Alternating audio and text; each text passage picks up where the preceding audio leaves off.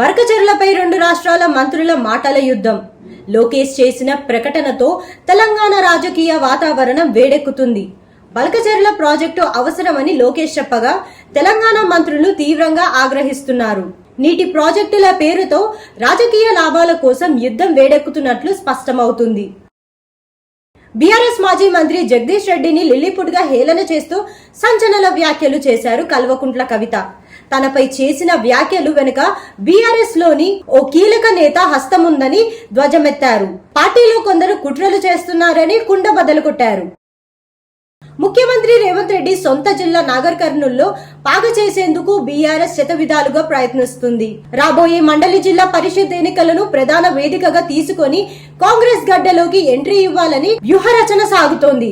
రాజకీయంగా ఉత్కంఠం రేపుతోంది ఈ దూకుడు.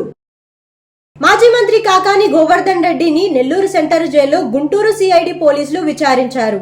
భూముల రికార్డుల తారుమారు కేసులో A14 గా ఉన్న కాకానిని సిఐడి మొత్తం 26 ప్రశ్నలు అడిగింది. ఈ రోజు రెండవ రోజు విచారణ కొనసాగనుంది. వైసీపీ అధినేత జగన్ పై ఆరోగ్య మంత్రి సత్యకుమార్ యాదవ్ తీవ్ర విమర్శలు చేశారు. కేంద్ర సహకారంతో వచ్చిన పెట్టుబడులపై జగన్ తప్పుడు ఆరోపణలు చేస్తున్నారని ఫైర్ అయ్యారు. ఆయనకు సంబంధించిన ఛానల్లో పెట్టుబడులపై ఓపెన్ డిబేట్ కు సవాళ్లు విసిరారు. తిరుపతిలో పలు కార్యక్రమాల్లో పాల్గొన్న మంత్రి ఈ వ్యాఖ్యలు చేశారు. తులసిబాగ్ రోడ్ లో నివసించే రౌతన్ బాంబు బెదిరింపుల కేసులో పోలీసులు గుర్తించారు. మెడికల్ చౌక్ సమీపంలో ఉన్న సారా దుకాణంలో పనిచేస్తున్న అతను తన మొబైల్ తోనే కాల్ చేసి బెదిరించినట్లు పోలీసులు వెల్లడించారు. ఈ కేసులో విచారణ కొనసాగుతుంది.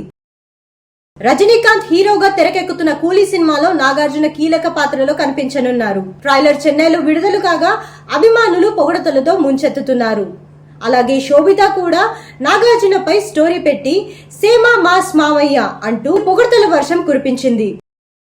ధర్మస్థల సంఘటన దేశాన్ని ఆశ్చర్యంలో ముంచెత్తుతుంటే మరో షాకింగ్ విషయంపై ఆర్టీఐ ద్వారా నిజాలు బయటపడ్డాయి. 2000 నుంచి 2015 మధ్యలో అదృశ్యమైన బాలికలు మహిళల కేసుల రికార్డులు మొత్తం మాయమయ్యాయని ఆర్టీఐ కార్యకర్త జయంత్ తెలిపారు. అనుమానాస్పద మరణాలపై గట్టిగా ఆరోపణలు వెల్లువెత్తుతున్నాయి. ముంబై హైకోర్టు సంచలన నిర్ణయం తీసుకుంది. ఇకపై పబ్లిక్ ప్రదేశాల్లో పావురాలకి తిండి పెడితే వారిపై క్రిమినల్ కేసు నమోదవుతుంది. ఇప్పటికే ఒక వ్యక్తిపై కేసు నమోదైంది. బీఎంసీ చర్యలు తీసుకోవాలని హైకోర్టు జూలై 31న ఆదేశించింది. జంతు ప్రేమికులకు ఇది ఊహించలేని షాక్.